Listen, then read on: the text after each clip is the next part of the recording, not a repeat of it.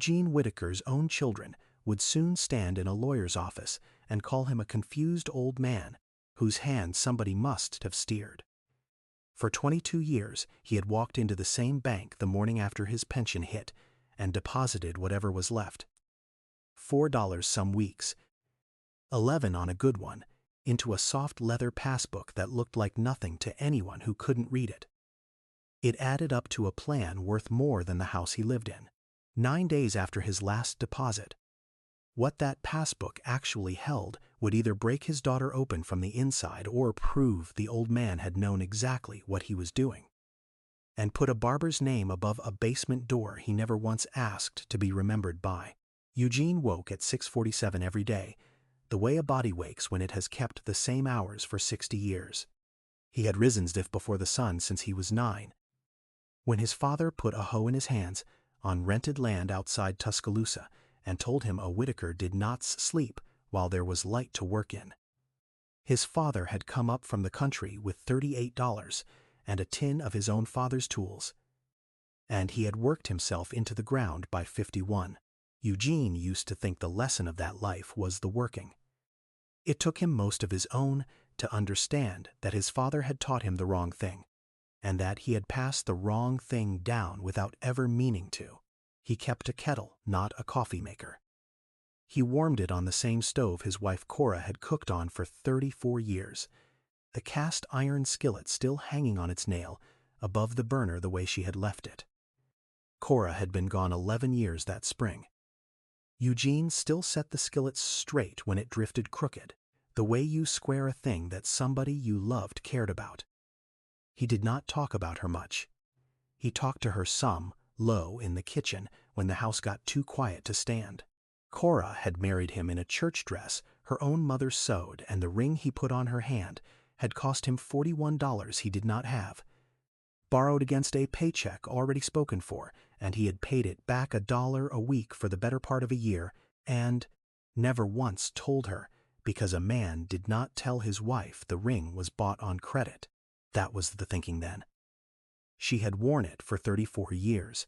Near the end, in the hospital, when her hands had gone thin, the ring kept sliding, and she made him keep it in his shirt pocket so she would not lose it in the bedclothes, and he had carried it in his shirt pocket for the last 6 weeks of her life.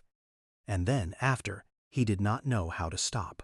He kept it in the steel box under the bed, but on the bad nights he took it out and held it, and it was the one thing in the house he could not square the way you square a skillet on a nail, because there is no straight to put a thing like that back to.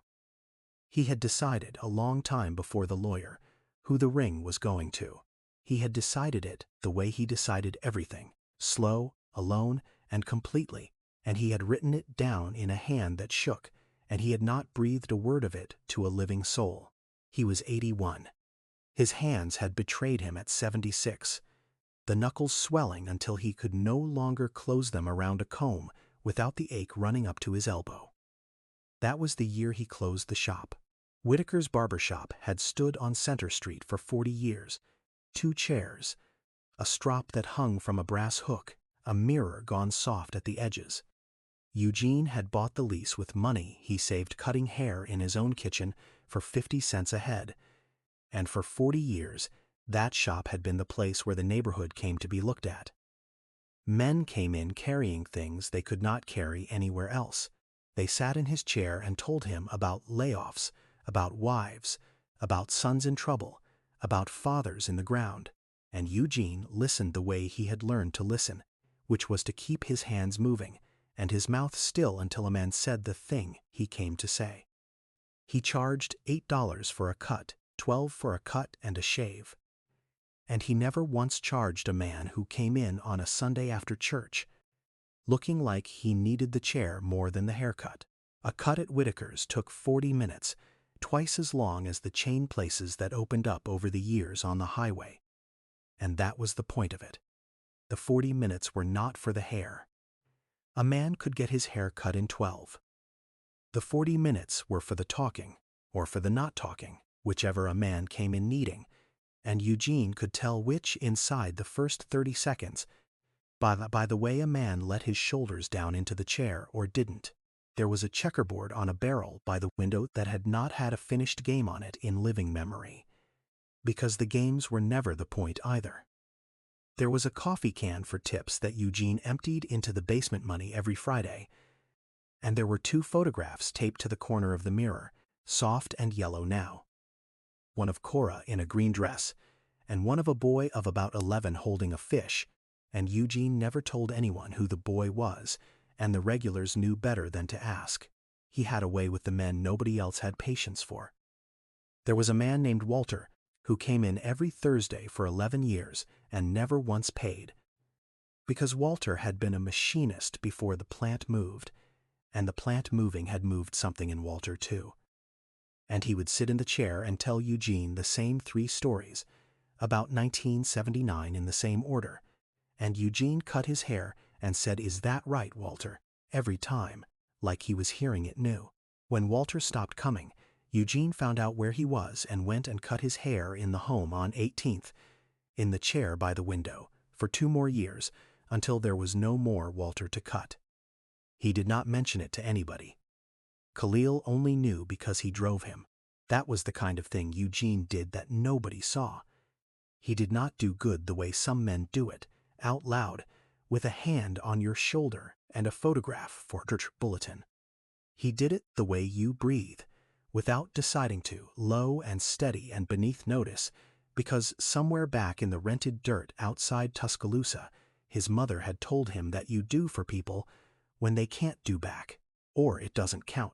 She had said it stirring a pot of greens in a kitchen with a dirt yard, and Eugene had carried it 60 years, and he had never once been able to say it as well as she said it, so he just did it instead. The last day of the shop was a Tuesday in March, and Eugene did not announce it, because announcing it would have made it a thing, and he could not have stood the thing.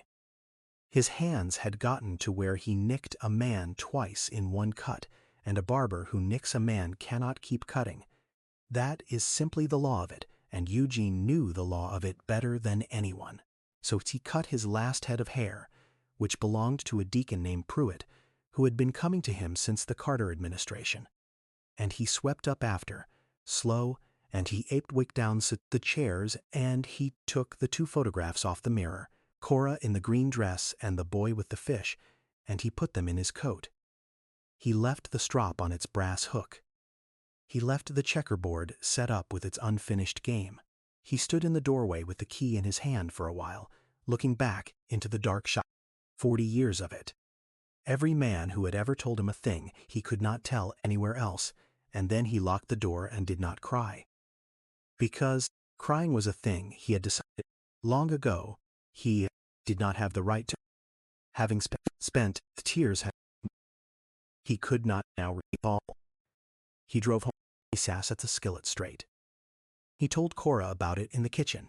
Lo, the deacon, two nicks, and the kitchen did not answer the law of it, and he made his coffee weak and went to bed at the hour he always went to bed, and got up the next morning at 6:47 with nowhere to be, and that was the hardest morning of his life, harder than the funerals, because a funeral at least asks something of you, and an empty morning asks nothing. And a man who has only ever known how to be needed does not know what to do with a morning that does not need him. He found the basement. He poured the empty mornings into the basement. That is where the 3rd Saturday became every Saturday, and the every Saturday became Khalil's chair, and a closed shop became a warm room, which is the only kind of arithmetic Eugene ever truly understood. The math of his life was thin and exact. His pension came to $940 a month after they took out for the Part D. The gas ran him 60-some in the winter, less in the summer. He spent $4.12 on a can of coffee that lasted him 3 weeks if he made it weak, and he made it weak. He did not buy himself anything. His good coat was the coat he bought for Cora's funeral, and he had worn it to every funeral since. And there had been a lot of them, because that is the arithmetic of being 81, that you spend your good coat on good buys. What was left after the bills and the coffee, and a little for the collection plate, went into the leather book.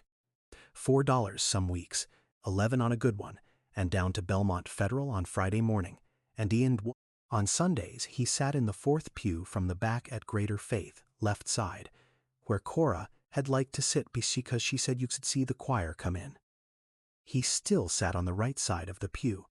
He left her side empty. Nobody had ever said anything about it, and nobody ever would, because everybody in that church understood that the empty foot of space beside an old man is a thing you do not fill and do not mention, the same way you do not move a skillet off its nail. After service there was a plate, always somebody's pie, somebody's macaroni, and the women would not let him leave without a foil-covered plate for the week, and he would protest, and they would win, and he would eat it slow over 4 days at the kitchen table, talking low to a woman who wasn't there. On the third Saturday of every month, Eugene closed the shop at noon and drove the chair down to the basement of Greater Faith Baptist, where the men from the shelter on 18th could come and sit and be tended to. He shaved them. He cut them. He held a hot towel to a stranger's face and waited the way you wait on something fragile.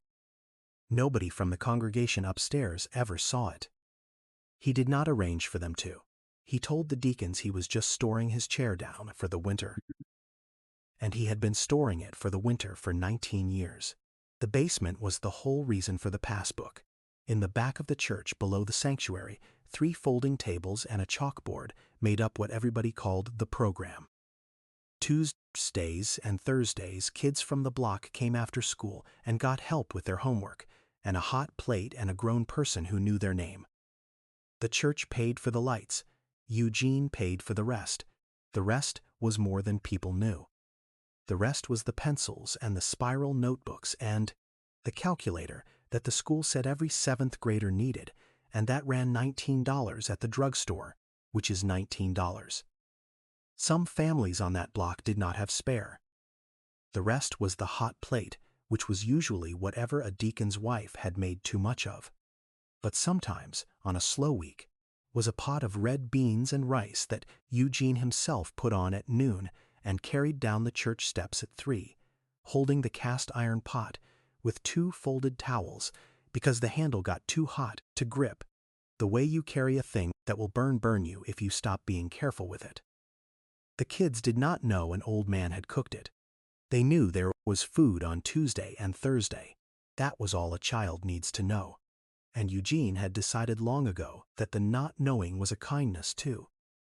Because a child who knows he is being given to learns to feel small, and a child who simply finds the room warm learns that warm rooms exist, and the second child grows up better than the first.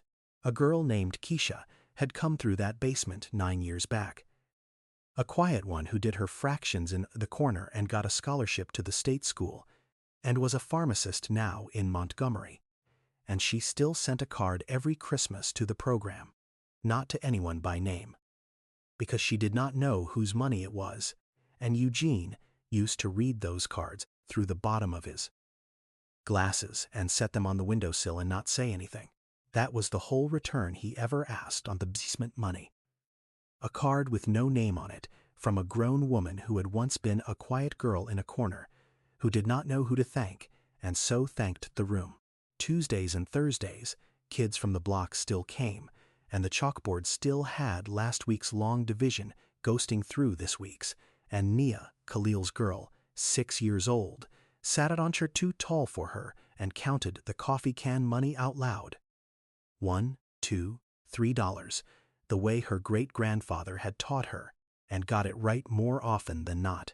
The teller at window 3 was named Renee Carter, and she was 44 years old, and she had been standing behind that glass for 16 years. Renee had not planned on a life behind glass. She had planned, at 20, on a nursing degree, but her mother's got sick, and the money went where money goes, and one thing folded into another until she looked up one day, and she was the senior teller at a branch, where the carpet was the color of weak tea, and the air smelled like toner and old dollar bills. She had a daughter, Imani, who was 19 now and at the community college, and she had a way of moving the line along that the branch manager praised in her reviews and that the customers never noticed, which was the whole art of it. She noticed Eugene the first Friday he came to her window because he counted his money twice before he handed it over. Not because he didn't trust her, but because his hands shook and he was ashamed of how long it took. The line behind him was 4 deep. Renee did not look at the line. She put both her hands flat on the counter so he could set the bills down at his own speed, and she said, "Take your time, Mr. Whitaker. I'm not going anywhere." She had read his name off the passbook. After that, he came to her window on purpose. He would wait an extra 10 minutes in the lobby if window 3 was busy, telling the others to go on ahead. "No, no, you go, I'm in no hurry." He was always in a hurry his whole life, and then he was in no hurry at all. Renee kept a dish of peppermints by her station, the red and white kind, because Eugene liked one with his receipt, and she had decided that an old man should be able to count on a peppermint somewhere in his week. None of this was in her job description. None of it cost the bank a thing. She had never told anyone she did it. There was no one to tell. She knew his account the way you know a song you have heard for years. 1 week, a folded 10 the next. A handful of nickels he had been collecting in a coffee can, which she ran through the machine herself rather than make him wait. The balance climbed the way a thing climbs when you never take from it. $4,200 by the time she met him. Then past 40,000, then 60. The numbers walking up, slow and steady, across the bottom of a passbook so worn the gold lettering had rubbed off the cover. On the last Friday of every quarter he had her print the balance, and he would read it through the bottom of his glasses, and he would nod once, like a man checking that a fence was still standing, and he would tuck the book back in his breast pocket over his heart and say, "All right then." That was all. All right then. She did not know what the money was for. See, she knew it was for something. You could tell the money was for something by the way he carried it. What Renee did not know, because Eugene never said it and would have been embarrassed to, was that the basement money was not really about the basement at all. It was about a debt he could not name, owed to people he could no longer reach. It was about his son, Andre, who had died at 38 of a heart that quit him on a job site in the rain, a heart nobody knew was bad until it stopped. It was about the years Eugene had spent in the shop until 9 at night, while his own children grew up on the other side of a closed door. He had loved them the only way his father taught him, which was to provide and be gone. And he had learned too late that providing is not the same as being there, and that you cannot mail a child your presents later, no matter how the balance climbs. So he kept one room warm. He could not go back and warm the rooms that mattered most. He kept the one he could.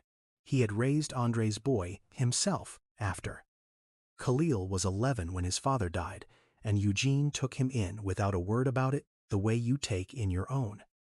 He did not know how to raise a grieving boy any more than he had known how to raise his own. But he was 70 by then, and something had loosened in him. The way the worst losses sometimes loosen a man instead of hardening him. And so he tried the only thing he had, which was the shop. He brought Khalil to the shop. He did not sit the boy down and talk about Andre, because he did not have the words, and the words frightened him.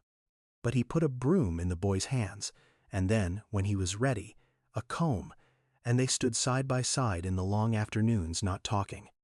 And the not talking did what the talking might not have.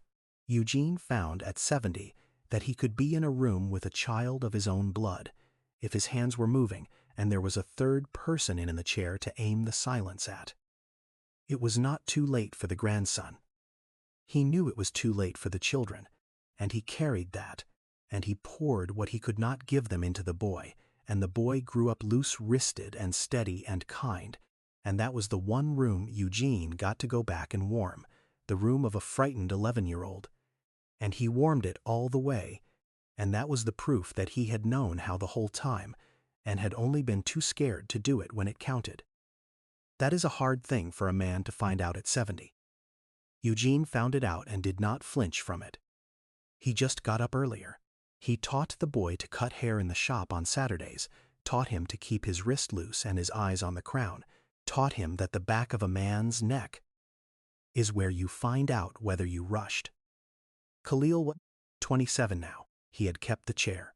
When the shop closed, Khalil moved one of the chairs into a corner of the church basement and cut hair there on the weekends for whoever needed it, and on Tuesdays and Thursdays he sat with the kids and helped them the way somebody had once sat with him.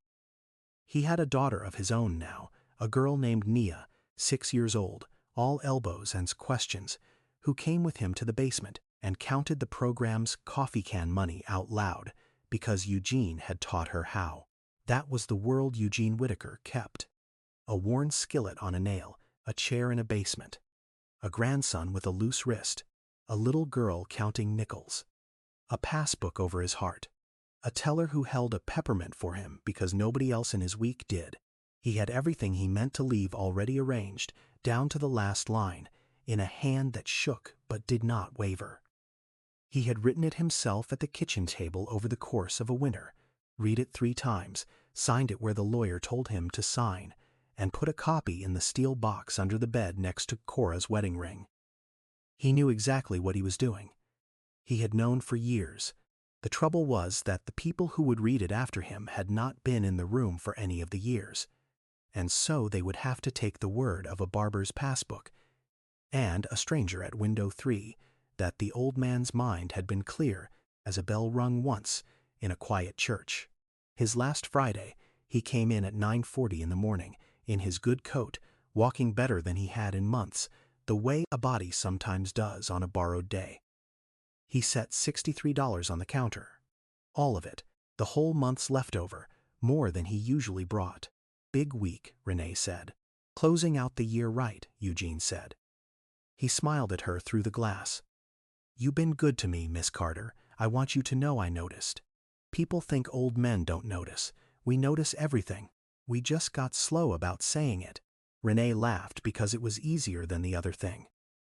"You'll be back next Friday telling me the same." "I expect so," Eugene said. But then he stood there a moment, not moving, and Renee would remember the moment for a long time, because something passed over his face like a cloud crossing a field there and gone. He reached into his coat and took out a plain white envelope, sealed, her name nowhere on it, nothing on it at all. "Will you hold this for me?" he said. "Down in the box, the one I rent. I don't want it at the house." "Course," she said. She logged it. She walked him back to the safe deposit room herself, the way she always did because his knees were bad, and she watched him slide the envelope into the long steel drawer with a hand that shook, and she heard him say, almost to himself, "In case anybody asks questions." She thought he meant the IRS. Old men were always worried about the IRS. She walked him to the door.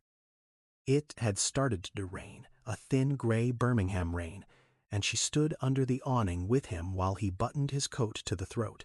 "You need a ride, Mr. Whitaker? My grandboy's coming." He looked out at the rain. "You know what my mother used to say? She came up from the country with nothing but my daddy and a Bible. She used to say, 'You don't owe nobody an explanation for surviving.'" He nodded, like he was agreeing with someone Renee couldn't see. "I've been thinking on that lately." "That's a good one," Renee said.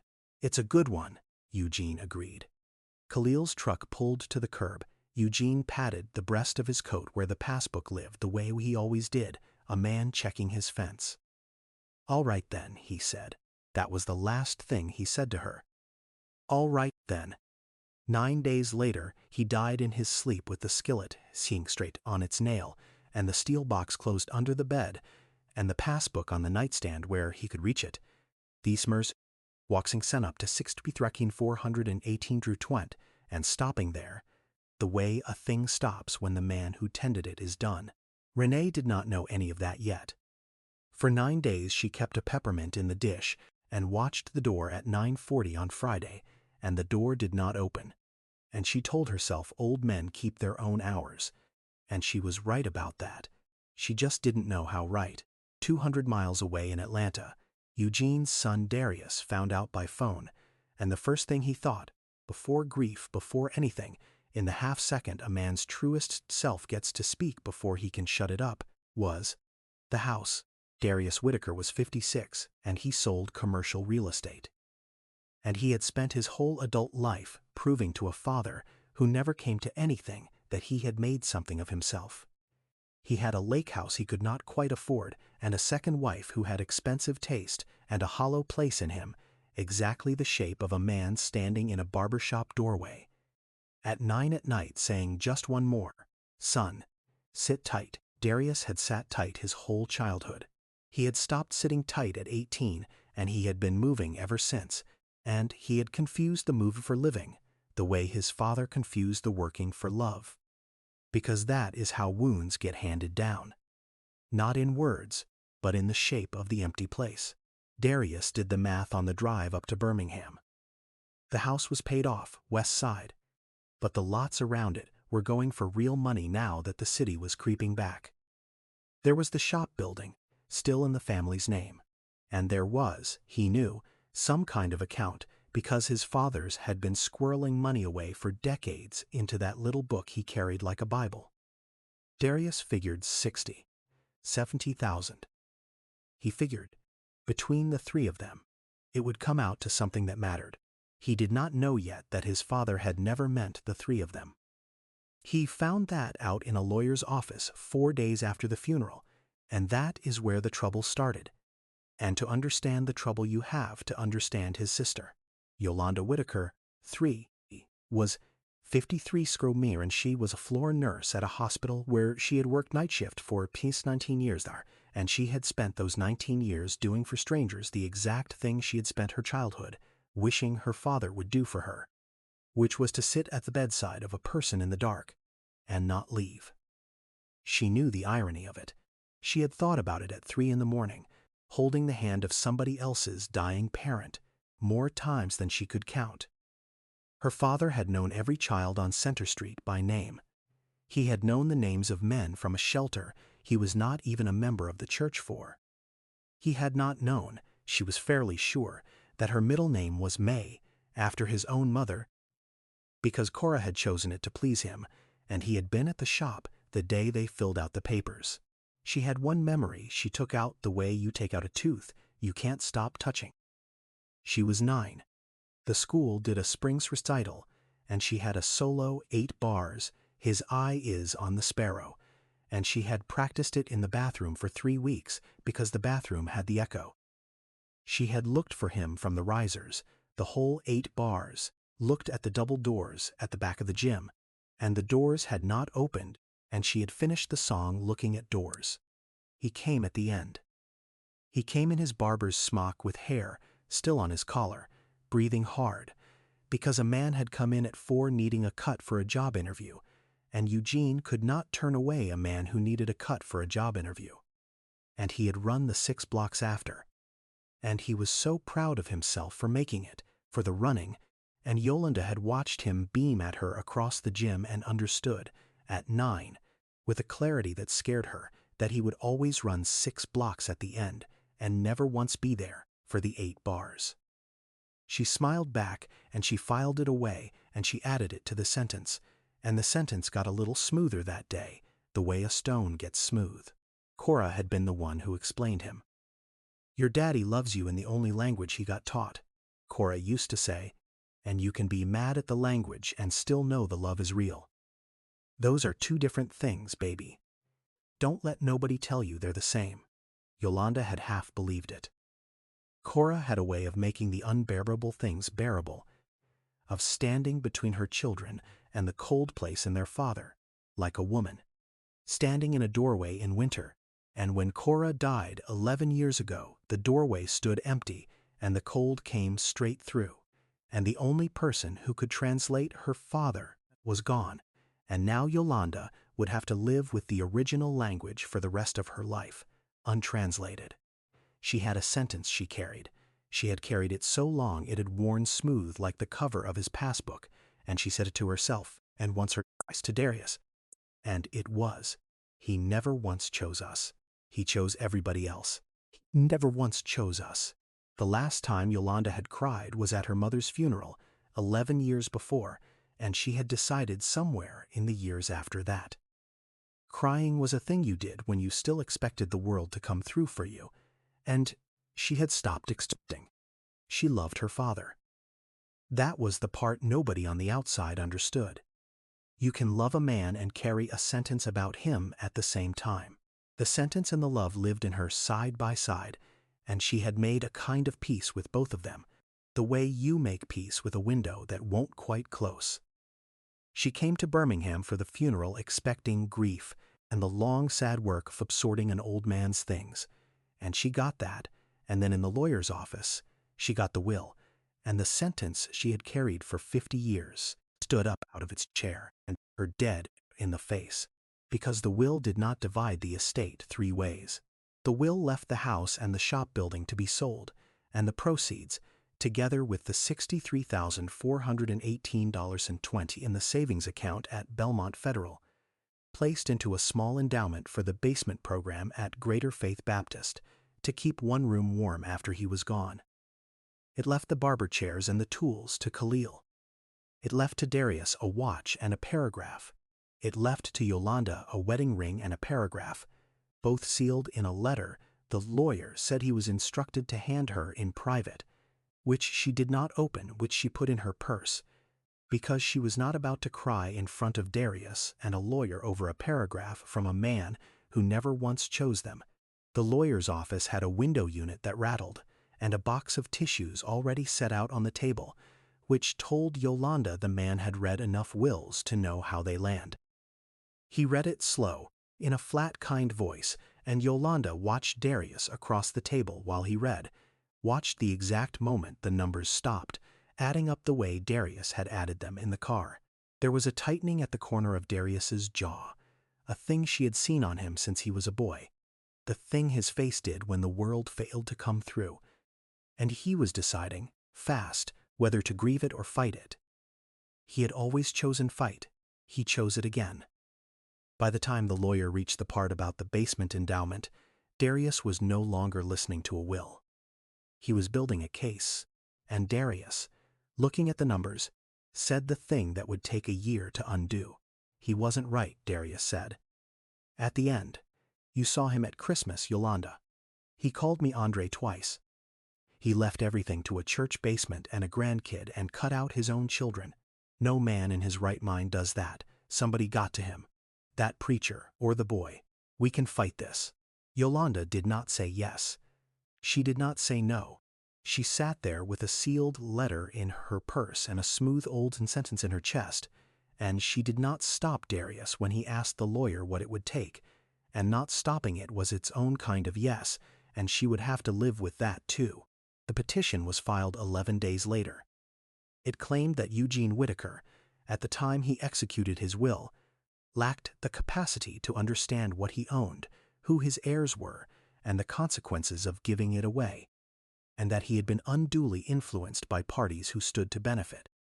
It asked the court to set the whole thing aside and divide the estate the natural way, by blood, called the Passbook by name, in paragraph 9.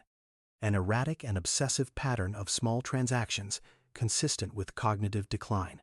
That was the day the bank got the records request, and that was the day Renee Carter found out where the door at 9:40 on Friday had gone.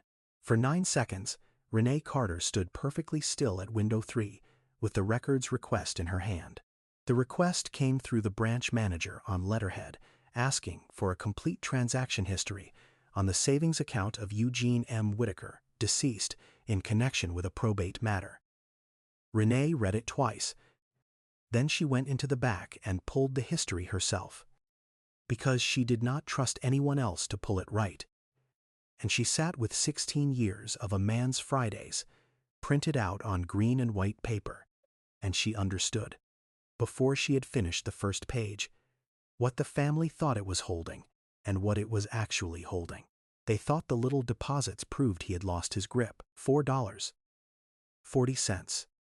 A coffee can of nickels. To a lawyer in an air-conditioned office, it must have looked like the fumbling of a mind coming apart. An old man dribbling his money away, a handful at a time. But Renee had stood across the glass from those Fridays. She knew what they were. They were not the marks of a man losing track. They were the marks of a man who had decided one thing in 1998 and done it without fail for 22 years, in rain and in grief, the week after Cora died and the week after Andre died, and every ordinary week in between. There is no decline that looks like that. Decline forgets. Eugene had never once forgotten. He had set $63 on her counter 9 days before he died, and told her he was closing out the year right. And he had been right to the dollar, and she had walked him to a steel box where he left an envelope in case anybody asked questions. She sat with the green and white pages a long time. She put her finger on the line from the week after Cora's funeral, 11 years back, when by any law of the heart a man should have been excused from showing up anywhere. And there it was, a deposit of $4 even, the Friday after he buried his wife. She put her finger on the week Andre died, and there it was again, $3 and some change. A man who had just lost his son walking into a bank to keep one room warm for somebody else's children. You do not do that confused. You do that on purpose, against everything. The way a man holds a course in a storm, precisely because the storm is trying to take it from him. The deposits did not get smaller as he aged, the way of fading mines would. They got, if anything, more exact. The last full year of them was the steadiest stretch in the whole 16 years she had watched. Like a man tightening every bolt before a long trip. Somebody was asking questions. Renee did not know what the law required of her. She was not a lawyer. She knew what she remembered, and she knew it was true. And she knew that the truest thing she had to offer was a small thing held by a person nobody would think to ask. So she did the only thing she knew how to do, which was to keep standing at her window and wait for someone to come through the door, the way Eugene had taught her, without ever meaning to teach her anything. That you wait on people and the rest sorts itself out. The someone who came through the door was Yolanda. She came on a Tuesday near closing, in scrubs, having driven straight from a double shift because the estate lawyer needed someone to inventory the safe Dave boxes, and Darius would not come up again, and Khalil was not on the rental, and so it fell to her, the way things fall to the one who shows up. She did not know which teller she had. She was past caring about glass and lines and peppermint dishes.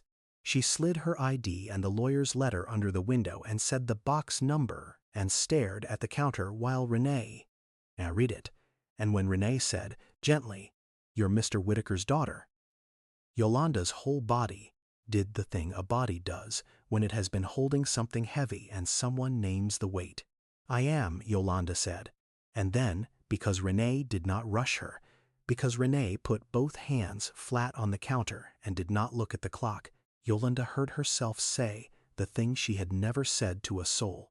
"He knew every child on Center Street by name," she said. Her voice was flat, the way a thing is flat when it has been pressed down a long time. Every single one. He knew the names of men he met one time in a shelter. He fed them, he cut their hair on his yeast meant for 19 years and never told a soul. She looked up at Renee through the glass, and her eyes were dry, and that was the worst of it. "He didn't know my middle name. It's May, after his own mother. He was at the shop the day they filled out the papers." She stopped. "I'm sorry. You don't need to hear this. I got time," Renee said. She did not say anything else. She did not tell Yolanda that grief is complicated or that fathers do their best, or any of the things people say to fill a silence they cannot stand.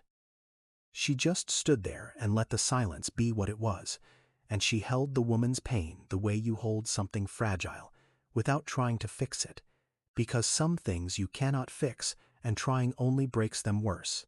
She thought, watching the daughter's dry eyes, of how Eugene used to stand at this same window and tell her that people think old men don't notice what.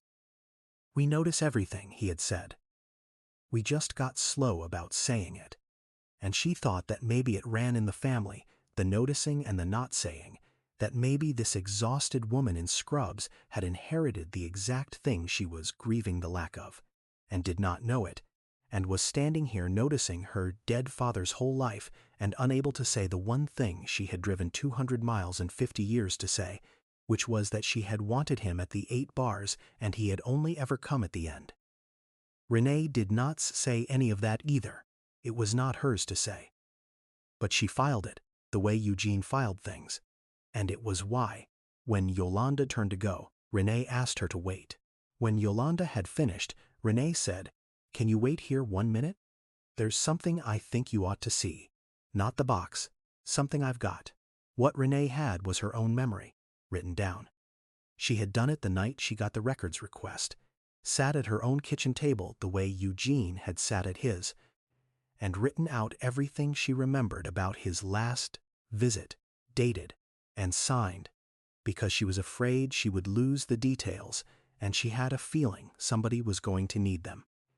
She had written that he came in walking better than usual, that he counted to 63 without an error, that he named the year, the season, his grandson at the curb, his late wife's skillet, his mother's saying, that he was, in the plain words she used because she was not a doctor and would not pretend to be, the most clear-headed man in the building that morning. And she had logged, in the branch system where it could not be altered, the time he rented out the box and the envelope he left in it, witnessed, with the branch notary's stamp from that same morning, because Eugene had asked the notary to watch him sign something, and the notary had. And it was all there, dated 9 days before his death. A record the family had not known to ask for, because they did not know the man had been thinking about exactly this. She slid her statement under the glass. "I gave a copy to the court," she said. "I just thought his daughter ought to read it from a person and not a file."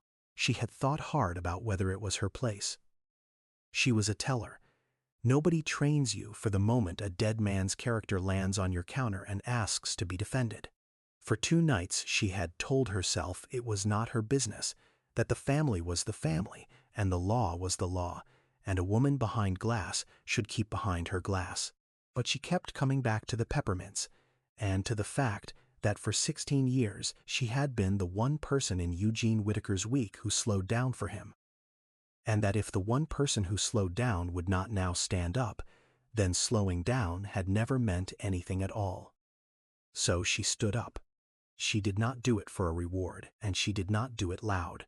She did it the way Eugene did things, which was quietly and completely, and she figured if she was going to learn one thing from an old man, it might as well be the thing he was best at.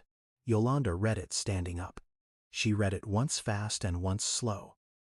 And then she got to the part about the envelope in the box, the one he left in case anybody asked questions, and she went very still, the way her father had gone, still under the awning, in the rain, and she stood there at window 3, holding a strange writing. For the length of time it takes a long-held thing to come loose.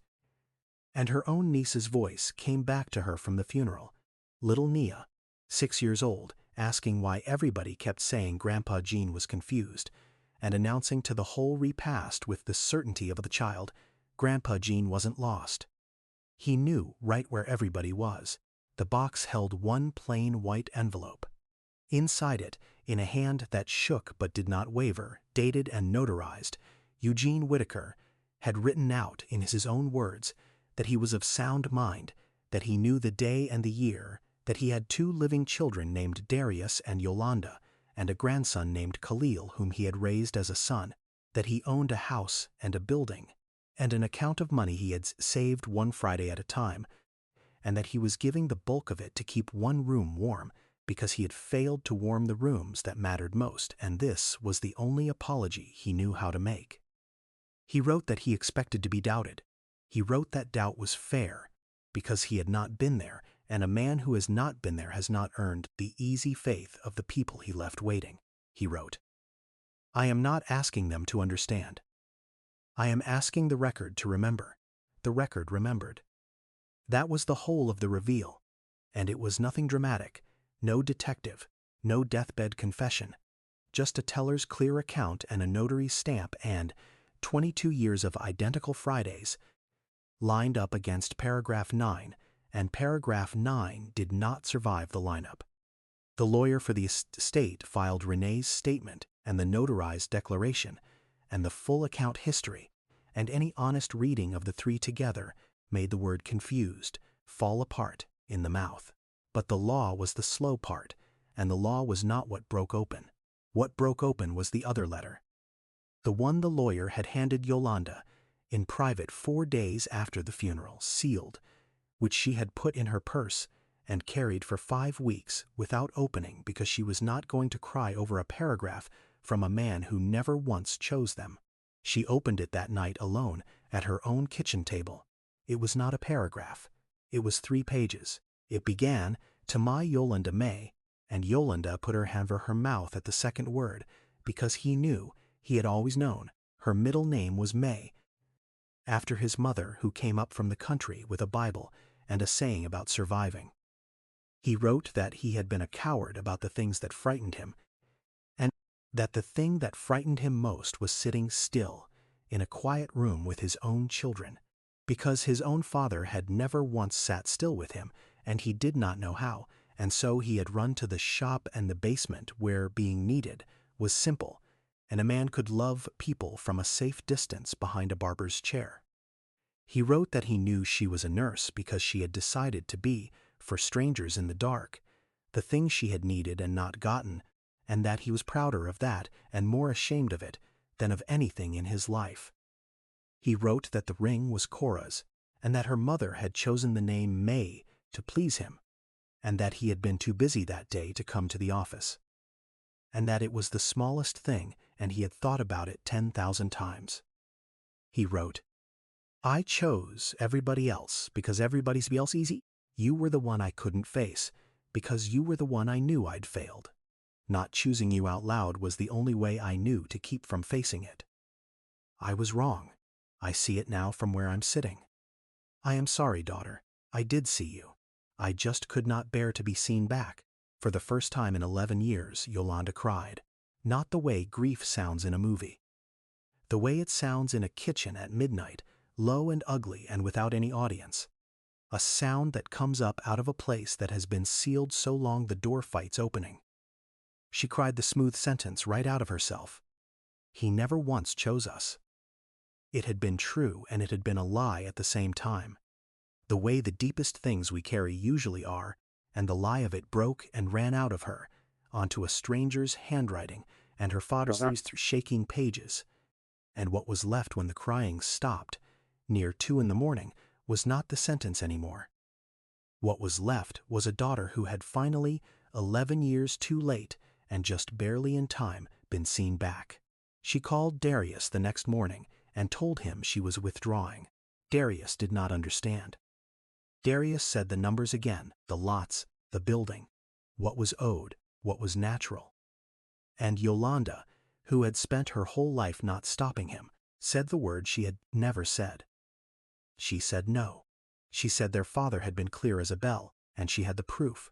And she was not going to stand in a courtroom and call him confused so she could sell a basement to a developer.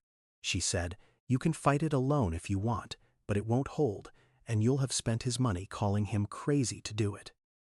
Darius hung up on her. He did not file alone. The petition without the daughter who showed up was a son 200 miles away, with a lake house and a hollow place and a sentence of his own he had never once examined, and it collapsed of its own weight. And that was the only punishment Darius got, which was to be left holding the sentence while everyone else set theirs down. Nobody took revenge on him. Eugene would not have allowed it, and Eugene was not even in the room. The community simply went quiet around him in the way a community does, and the quiet was its own answer. Darius came to the repast that the church held. Finally, a year late, when the endowment was set up, and the chair had a name. He stood at the back by the coffee urn in a suit that cost more than the program spent in a season, and he watched his sister help a boy with his fractions, and he watched a teller he had never met check a coffee can full of nickels, and he watched his nephew run clippers up the back of a stranger's neck for free, and he understood, standing there, that there had been a room his whole life with the door open and a chair in it, and that he had walked past the door for 56 years, because he had decided as a boy that the door was where you got left, and that he had been wrong about the door, and that being wrong about the door for 56 years was a thing no will could give back to him, and no lawsuit could take from anyone else. He did not stay long. He shook a few hands.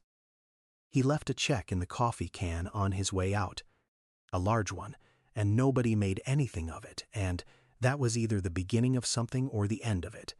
And the story does not pretend to know which, because some men turn at the door, and some men only pause there, and from the back of a church basement you cannot always tell the difference.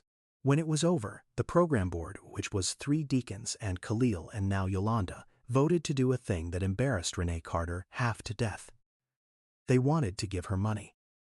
There was a little after the lawyers set aside from the estate as a thank you, $4,000 for the teller who remembered. Renee said no. "I don't take what I haven't earned," she said. In the church basement, with the chalkboard behind her and the smell of somebody's grandmother's sweet potato pie coming from the kitchen where the Thursday plates were being made. "I didn't do anything but tell the truth about a good man. Everybody deserves to be remembered, right? That's not worth $4,000. That's just worth doing." What she would take, she said, after they pushed was a job nobody was paying for. She would help them run the endowment, keep the books, make sure the money Eugene saved one Friday at a time got counted right, and spent Owen's 16 years behind a window. Exactly how money slips, and she would exactly how money slip, and she would not let she took. Not a. So to gift. A ledger, work. She came on Thursday nights after her shift and sat with the program's coffee can money, and Khalil and the kids, and Nia counted the nickels out loud, and Renee checked the count, and the room stayed warm. Yolanda came too. That was the part that surprised everyone, including Yolanda. She had every reason to stay in Birmingham only long enough to sign the papers and drive back to her own life, and instead she started showing up on Thursdays, in scrubs, between shifts, the way her father used to show up at the end of the 8 bars. At first she told herself she was keeping an eye on the money for the family's sake. Then she stopped telling herself that, because it wasn't true, and because she had spent 50 years living inside a sentence that wasn't true and was done doing it.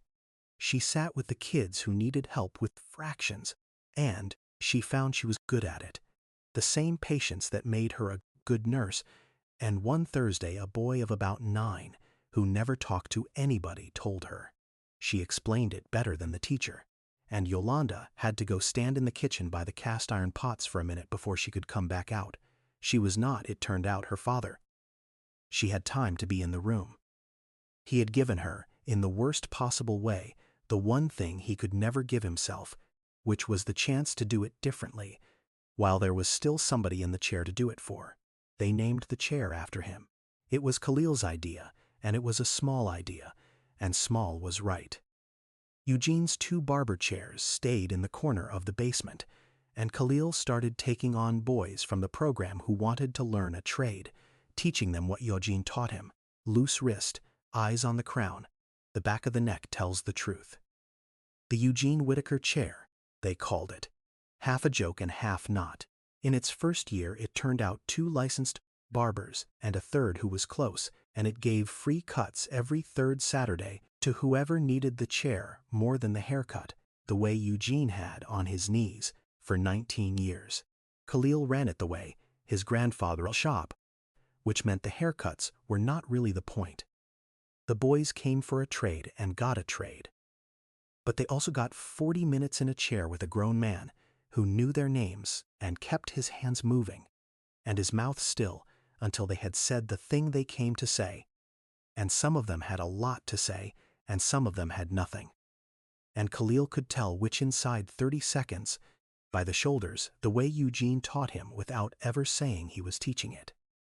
One of the first 2 who got licensed opened a 1-chair shop of his own out near the highway and put a coffee can on the counter and a checkerboard by the window that nobody ever finished a game on. And he did not entirely know why he did it, except that it felt like how a barber shop was supposed to feel.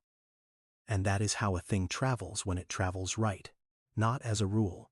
As a smell, a sound, a 40-minute silence somebody learned to keep.